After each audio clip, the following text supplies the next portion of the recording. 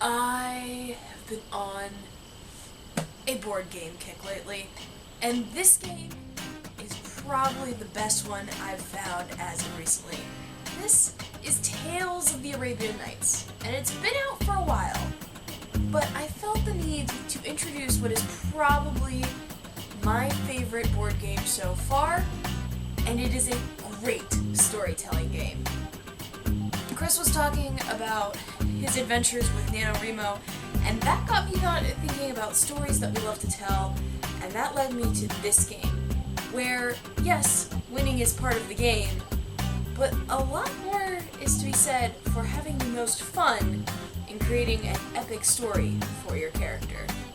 Let me show you.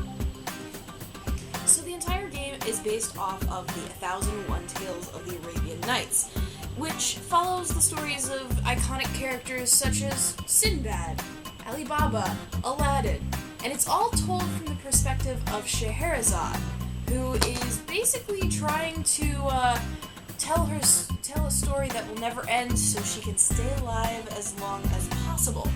Everyone starts out in Baghdad, and as you travel about the various lands in the stories, you're going to be unlocking your own stories and earning different powers, which are basically just skills that can help you succeed in other stories, destiny points, and story points. And those destiny and story points are kind of your end goal. You're trying to collect a certain amount by the end of the game. But, as I said before, that's not the real draw of the game. The real fun comes from a very lovely book of tales.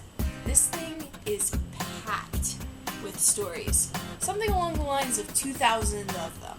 And as you travel about, you're going to be rolling on the various tables to determine what story is going to happen to you this time. And as you flip through, you learn about what happens to you.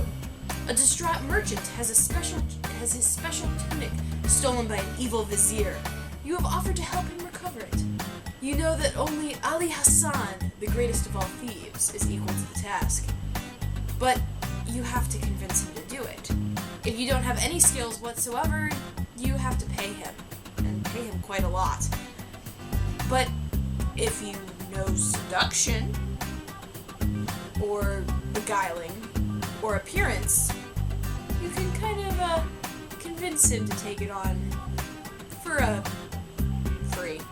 So, as you travel about, different stories happen to you, and part of the fun is how crazy can you get that story to happen to you. You approach a lion and you learn that you can fight him, or you can pray to him, or you can just ignore him. Different results will happen each time, and they'll have a different impact on what your character can do. It's kind of a really interesting mechanic because not only are you learning about all these different things, but it gets other players involved in your turn as well. It's not you sitting around the table waiting for everyone else to do something. When it's not your turn, you could be the person reading from the Book of Tales, or looking up what tale you need to read on our different tables. It's really a fascinating game, and it's a lot of fun. We kind of have the ongoing rule that if you have the option to court something, you will court it. No matter what it is, you might as well flirt with it. In other ones, it makes more sense, hey, I'm going to enter it. It's a city? Enter it. Tavern? Enter it. Person? Enter. Why not? It creates a lot of fun, and you kind of learn throughout the game that doing nice things to people usually ends up better off for you. Not always, because evil is very much a part of this game, and being nice to evil doesn't always end well for you. But it's kind of part of the beauty that this game doesn't encourage you to stab anyone in the back. I mean, you can. Or, treat people poorly. It actually encourages you to treat kindness with kindness. And I think that's kind of the beautiful part about this game.